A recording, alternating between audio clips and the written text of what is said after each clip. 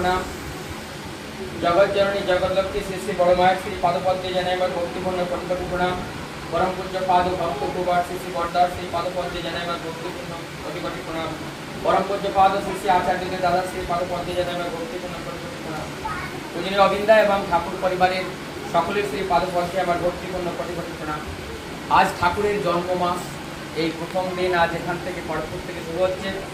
आज এই মহতী সৎসঙ্গে উপস্থিত ঠাকুরের কত পাঁচধারী কর্মীগণ, ইষ্টপ্রাণ দাদা মায়েরা, ছোট ছোট বাচ্চারা সবাইকে যথাযোগ্য স্থানে আমার আনন্দ জয়প্রভ প্রণাম ও শুভেচ্ছা। এটা আমাদের সৌভাগ্য যে যার আজ আমরা এই সৎসঙ্গে উপস্থিত হতে পেরেছি। এই উপস্থিত হতে পারাটাও একটা সৌভাগ্য।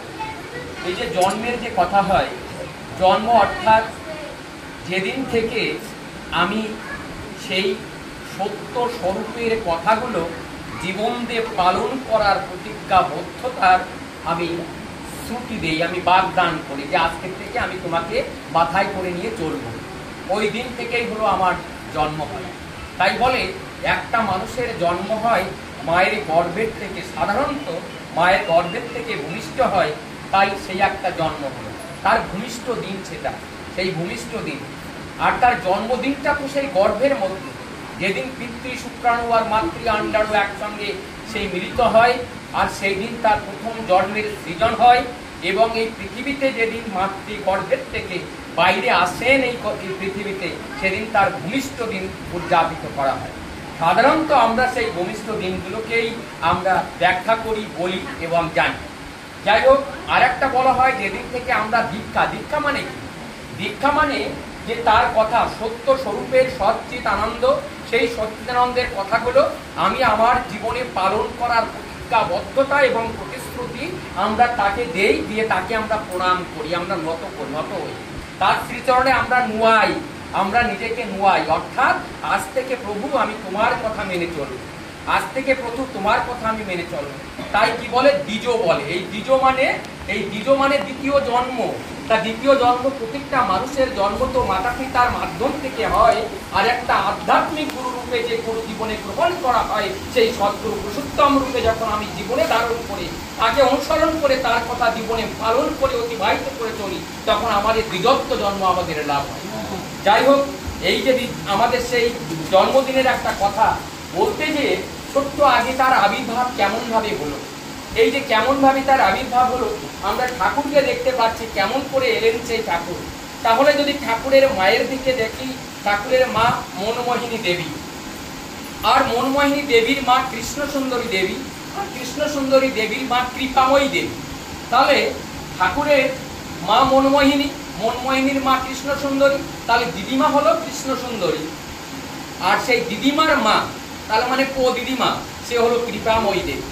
ওই কৃপাময়ী দেবীর কেমন চরিত্র তার একটু কথা বলি, যে ওই কৃপাময়ী দেবী কেমন করে এই যে দৈবীয় সন্তান পৃথিবীতে আবির্ভাব হয়, তার যে কেমন মাতৃকুল আর পিতৃকুল হয়, সেটাকে না দেখলে বোঝা যায় না যে দৈবীয় সন্তান কিভাবে নেমে আসে এই পৃথিবীর বুকে, এই ধরার বুকে। তাই সেই কৃপাময়ী দেবী তিনি সবসময় সদা সর্বক্ষণ তার মুখে থাকতো হরিবোল হরিবোল হরিবোল। তারা বৈষ্ণব ছিলেন। এই দেখেন, যা কিছু বলি, যখন গৌরাঙ্গ মহাপ্রভু নবদ্বীপে এলেন, এখান থেকে 500 বছর আগে তার সেই প্রেম অবতার বলে তার প্রেম বিলিয়েছিলেন সেই সারা জগতে। তাই সবাই মাতহারা হয়েছিলেন সেই গৌরাঙ্গ মহাপ্রভুকে নিয়ে। তাই ওই সময় তৎকালীন প্রতিটা ঘরেই বৈষ্ণব ছিল।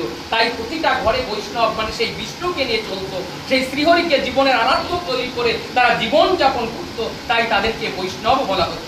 তাই এই সেই বৈষ্ণবের একটা প্লাবন ছিল। তাই সেই কৃপাময়ী দেবী তিনিও মহা বৈষ্ণব ছিলেন। এই যে হরিচাঁদ ঠাকুর, তারা যার যে মা বাবা ছিলেন, সেও মহা বৈষ্ণব ছিলেন। তারা উপাধি পেয়েছিলেন ঠাকুর, তারা বিশ্বাস ছিলেন, তারা হচ্ছে টাইটেলে বিশ্বাস ছিলেন। পরবর্তীতে তারা হচ্ছে ঠাকুর টাইটেল পেয়েছিলেন। এমন ধরনের তাদের উত্তম কার্যের মাধ্যম দিয়ে তার পরবর্তী থেকে চলে আসে। তাই যাই হোক, এমনি ভাবে সেই বৈষ্ণব পরম্পরায় এই কৃপাময়ী দেবী ছিলেন। এখন এই কৃপাময়ী দেবী তিনি যেতেন ওই পুকুরে জল নিয়ে, এই আগে তো ছিল কুয়ো, ছিল কুয়োতে জল নিয়ে আসতে যেতেন। কিছু শর্ত ছেলেরা, তারা একটু বদমাস টাইপের, তারা দেখছে এই মা না, এই বুড়ো মাটা, কেউ দিদিমা বলে, কেউ ঠাম্মা বলে, বলে যে খালি হরিবোল হরিবোল হরিবোল করে। আর দেখতে হবে হরিবোলে কতটা দম আছে, আজকে পরীক্ষা করতে হবে এই ঠাম্মার, কি যে খালি হরিবোল বলে। এখন জল নিতে গেলেন কোথায়? কুয়োয় জল নিতে, পাতা বেঁধে হরিবোল করতে করতে তুমি জল তুলে নাও, তোমার জল উঠে যাবে। সহজ সরলা মন নিয়ে তিনি সেই হরিবোল বলতে বলতে গাছে যে সেই কলার বাসনা নিয়ে বেঁধে বেঁধে দড়ি তৈরি করলো, আর কলসির কলায় বেঁধে সেই কলসি ছাড়লো সেই কুয়োর মধ্যে ছেড়ে দিল। ছেড়ে দিয়ে কুয়োর থেকে জল হরিবোল বলতে বলতে বলতে বলতে সেই জলটা উঠিয়ে নিল। এখন চিন্তা করলো তাহলে তো এই দড়ি মজবুত আছে, ওই দড়িতে মা তো জল নিয়ে চলে গেল, ও তো সরল মনে। কিন্তু পরবর্তীতে যারা তার পরীক্ষা নিতে গেছিল তারা কি করলো, তাহলে আমরাও জল আজকে এই দিয়ে উঠুই। যেই কলসিতে দড়ি বাঁধে জল ভরে নিয়ে টান দিতে গেছে, কলসি গেছে ছিঁড়ে, আর কলসি গেছে পড়ে যেই কুয়োর মধ্যে। তাহলে বলছে আরে ওই যে মানা, ওই দড়ি দিয়ে কিন্তু জল উঠেনি, ওই হরিবোল দিয়েই কিন্তু জল উঠে গেছে। তার মানে ওই হরিবোলের শক্তি আছে, তাকে ওই হরিবোল দিয়েই এই জল উঠছে। এমনি সেই কৃপাময়ী দেবী সদয় সর্বক্ষণ তিনি এই হরিবোলা, তাকে লোকে বলতো হরিবোলা, আসে তাকে বলতো হরিবোলা। ওই হরিবোলা এসে তার হরিবোল ছাড়া তার আর কিছুই ছিল না। একদিন এমনি করে কি করলো, তার পরীক্ষা নিরীক্ষা অনেকভাবে হলো। একদিন এরকম কুয়োর ধারে যে কোনো কাজের জন্য গেছে, কিছুটা কোনো ওই বদমার ছেলেরা তাকে ওই ধাক্কা দিয়ে ওই কুয়োর মধ্যে ফেলে দিল। এখন ওই কুয়োর মধ্যে যখন পড়ে গেল, এখন হরিবোলা মা কুয়োর মধ্যে পড়ে বলছে, বাবা সারা জীবন হরিবোল হরিবোল বললাম, এখন কি এই কুয়োর মধ্যে পড়ি আমার মরতে হবে? বাবা আমার কি অকাল মৃত্যু হবে নাকি? এই বলতে বলতে যেন উনি মূর্ছনা গেল, কে যেন ওখান থেকে ধরে কুয়োর উপরে রেখে দিল।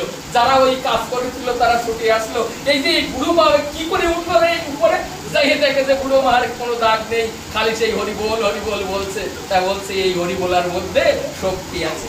এমনি করে ওই সেই কৃপাময়ী দেবী একদিন যাচ্ছে নদীতে, বিরাট নদীতে, আর বড় নৌকায় অনেক লোক উঠে যাচ্ছে কোথায়? নদী পার করে অন্য এক জায়গায় যাচ্ছে। নদী যখন মাঝখানে, তখন ভীষণ ঝড় উঠেছে। আর ঝড় উঠতে সবাই তো চোখে জল, এখন কি করে বাঁচবে, প্রাণ হারায়।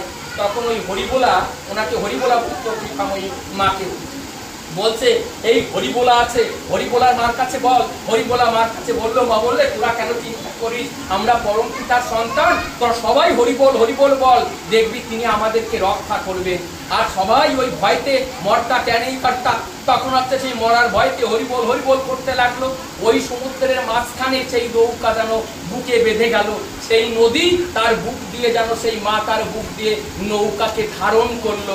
আর সেইখানে মানুষ সব নেমে পড়লো, সেখানে জল মাত্র হলো হাঁটু জল, আর তার মধ্যে দিয়ে আর একটা নৌকা আসলো, সেই নৌকায় সবগুলোকে উঠিয়ে তাদের প্রাণ বাঁচালো। এই হলো আমাদের কৃপাময়ী দেবী। এমন মায়ের গর্ভে জন্ম নিলেন চতুর্থ সন্তান রূপে কৃষ্ণ সুন্দরী দেবী। আর ওই কৃষ্ণ সুন্দরী দেবী চতুর্থ সন্তান ছিলেন, তিনিও এমনি হরিবোলার মতোই তিনি সদাই সর্বক্ষণ মাতহারা হয়ে থাকতেন ঠাকুরকে নিয়ে। আর ঠাকুরকে খাওয়ানো, শোয়ানো, জাগানো, তাই ছাড়া তাদের আর কিছু ছিল না। আর তার বিবাহ হলো রামেন্দ্র নারায়ণ রায় চৌধুরী।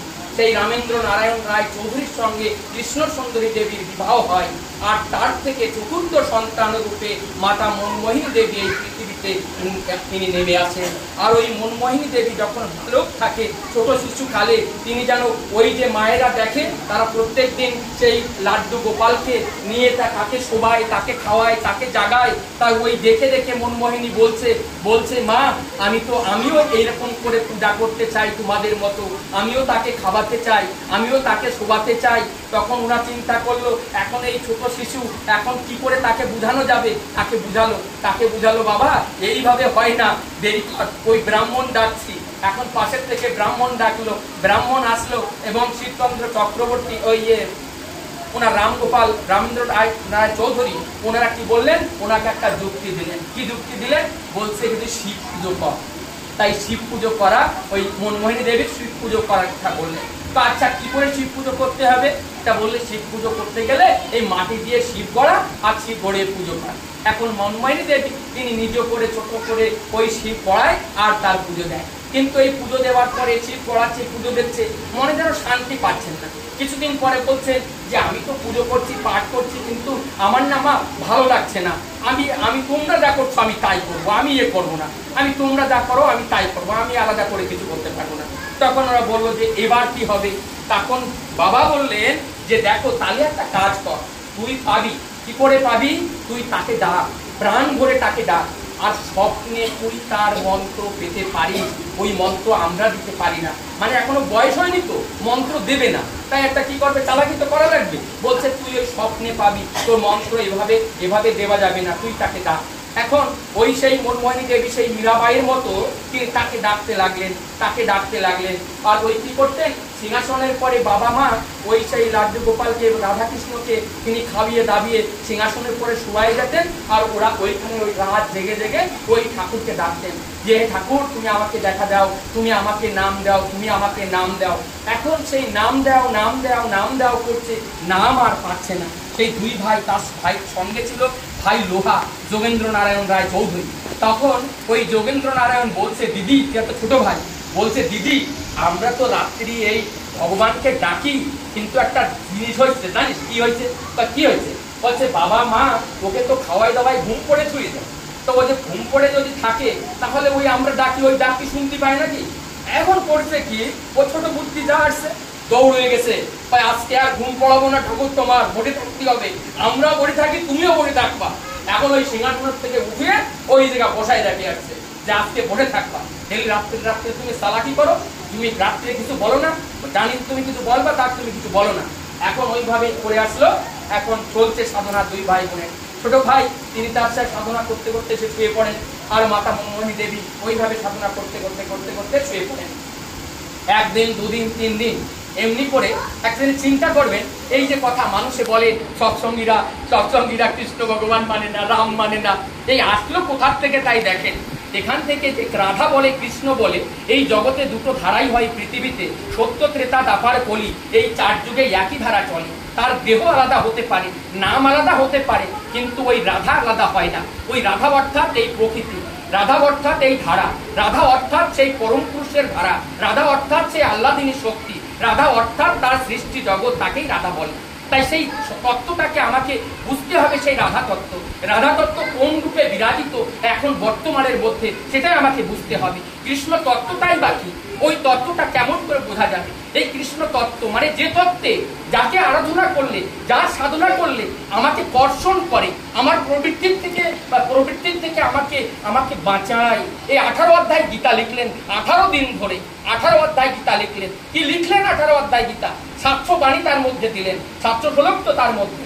ওই 700 শ্লোকের মধ্যে কি বললেন? 700 শ্লোকের মধ্যে শুধু ত্যাগ, কেমন করে ওই বৃত্তি প্রবৃত্তিকে নিয়ন্ত্রণ করতে হবে, ওই নিয়ন্ত্রণের বিধি বিধান ওই 700 শ্লোকের মধ্যে তিনি আমাদেরকে দিয়ে গেলেন। তাই ঠাকুর বললেন এই যে গীতা বলিস না, গীতাকে বারবার গীতা গীতা বলতো, গীতা গীতা গীতা গীতা গীতা গীতা গীতা বলতে বলতে কি হয়? ত্যাগ। তাই বললেন গীতা মানেই ত্যাগ। আর ত্যাগ মানে কি? ত্যাগ মানে কাকে বলে? ত্যাগ মানে কি আমি দেহ ছেড়ে চলে যাব আর এই প্রবৃত্তি আমার আলাদা হয়ে যাবে? না, আমি জ্যান্ত থাকবো, আমার বড় বাড়ি থাকবে, বড় গাড়ি থাকবে, সুন্দর স্ত্রী থাকবে, ছেলে থাকবে, মেয়ে থাকবে, কিন্তু কারোর প্রতি কোনো আকর্ষণ থাকবে না।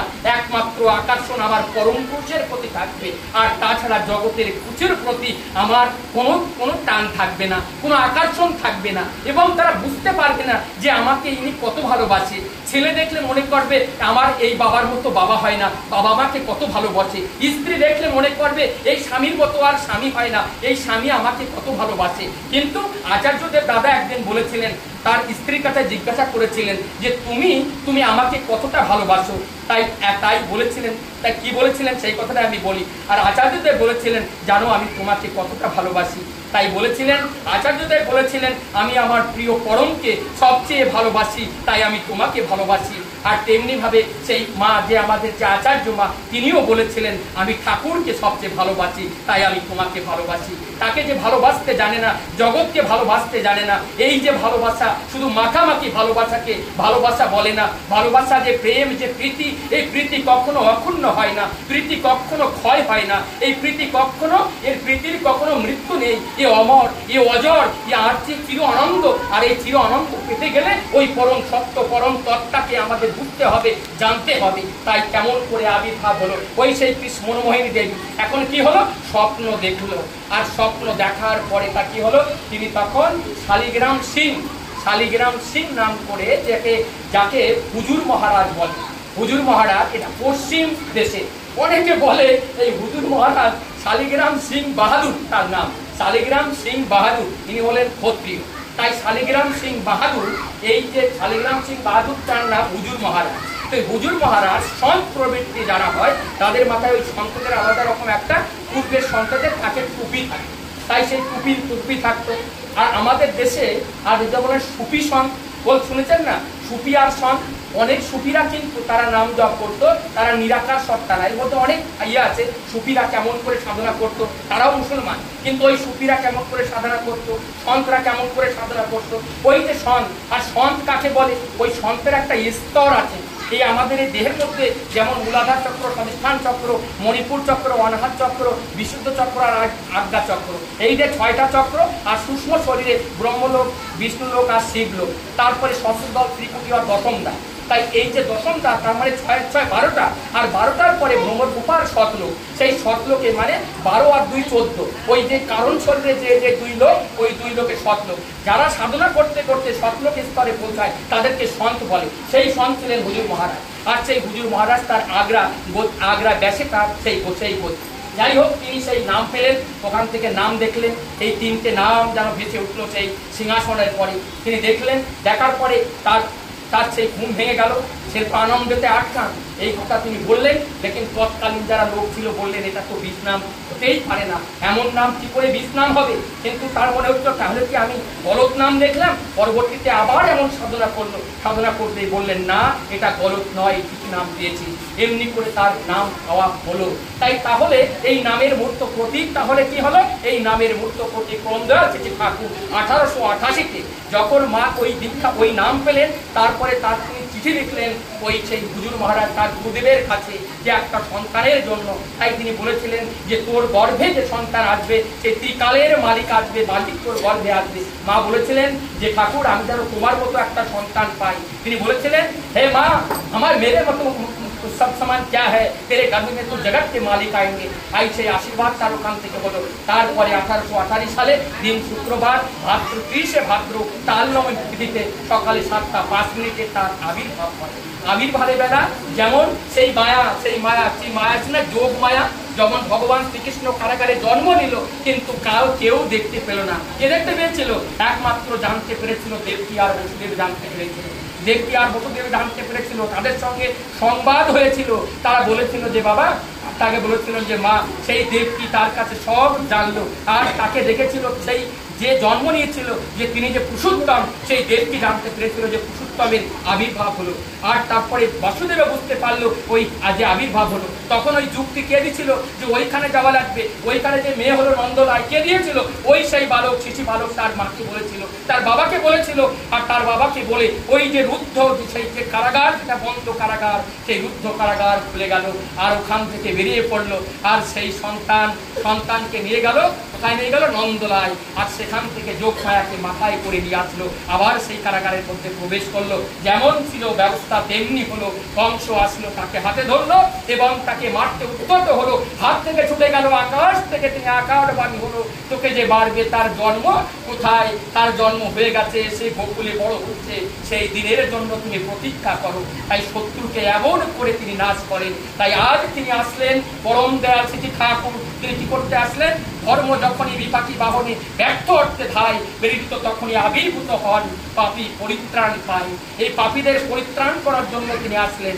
আর ভগবান শ্রীকৃষ্ণ কি বললেন? যদা যদা হি ধর্মস্য গ্লানির্ভবতি ভারত অভ্যুত্থানম অধর্মস্য তদাত্মনম শ্রীরামহম পরিত্রাণায় সাধুনাং বিনাশায় চ দুষ্কৃতাম ধর্ম সংস্থাপনার্থায় সম্ভাবামি যুগে যুগে। তিনি বিনাশ করতে আসছিলেন। কেন? সে সময় একটা দুটো ছিল, কিন্তু এখন পরিত্রাণ করতে আসলেন। কেন? এখন অনেক আছে, সব যদি মেরেই ফেলে তা থাকবে কারা? কেউ থাকবে না। তাই তিনি বিনাশ না, তিনি পরিত্রাণ করতে এই ধরাতে আসলেন। তাই আজ সেই তার আবির্ভাবে বেলায় আমরা একত্রিত হয়েছি। এমনি ভাবে এই ভাদ্র মাস আমরা উদযাপিত হবে, যেখানেই হয় আপনাদের কাছে আগ্রহ এবং সনিবদ্ধতা আপনাদের কাছে নিবেদন, আপনারা সেখানে যাবার চেষ্টা করবেন। সেখানে গেলে আমরা অনেক কিছু জানতে পারবো। জানলে কি হয়? জানাটাই হলো জ্ঞান। আর এই জ্ঞান অজ্ঞানকে নষ্ট করে দেয়। যে অজ্ঞান আমাকে আগে বাড়তে দেয় না। আর ওই অজ্ঞান অর্থাৎ প্রকাশ লাইট, আমি রাস্তায় লাইট পাই। অনেকে হয়তো আমার সামনে অনেক কথা বলতে পারে, ওই কথা দিয়ে আমার জীবনের গতিকে অবরোধ করে দেয়। যদি আমার কাছে জ্ঞান থাকে, ওই অজ্ঞানটাকে কাট করে আমি আগে বাড়তে পারি। আমার রাস্তা অবরুদ্ধ থাকে না, বন্ধ থাকে না। তাই আসুন, এই যে আমরা ঘরে ঘরে তাকে নিয়ে যেন এমনিভাবে উদযাপন করি। আজ বর্তমান যে সমাজ, যে পরিস্থিতি, যা কিছু চলছে, এ কিন্তু অত্যন্ত ভয়াবহ। এর থেকে বাঁচার জন্য আর কোনো রাস্তা নেই, একটাই রাস্তা, তাকে আমাদের করতে হবে। ছোট্ট দুটো কথা বলে আমি সমাপনের দিকে যাচ্ছি। আজকে সকালে আমার ওখানে দুটো দাম্পত্য তারা আসলেন। তারা কি করতে কি নিয়ে আসলেন? একজনের 12 বছরের একটা ছেলে, 12-13 বছরের একটা ছেলে, তার হাতছাড়া হয়ে গেছে। হাতছাড়া হয়ে যে সে ড্রাগস হয়ে গেছে, খালি ড্রগ হয়ে গেছে, ড্রগ খেয়ে বেড়ায়। তাই আমাকে বলছে যে কি করে এইটা হবে। আর একটা আমাকে বললো যে সেই ছেলেটা যেন পাগল হয়ে গেছে।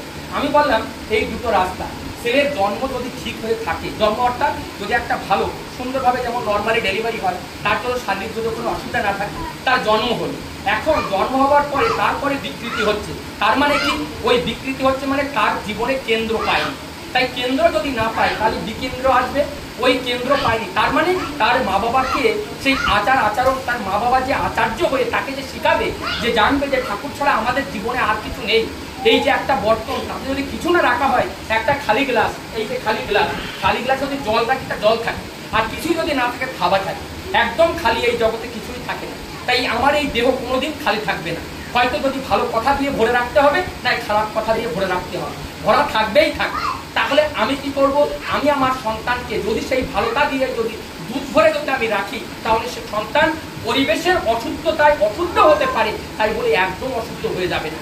আর যদি আমি ওটাকে একদম খালি রাখি, ওটা যদি সেই খারাপ জিনিসে মদ দিয়ে যদি ভরে দেওয়া হয়, তা ওটা অশুদ্ধ হয়ে যায়। তাই এমনিভাবে আমি আমার সন্তান সন্ততি ও পরিবেশকে বাঁচানোর জন্য একমাত্র রাস্তা, তাকে আঁকড়ে ধরতে হবে।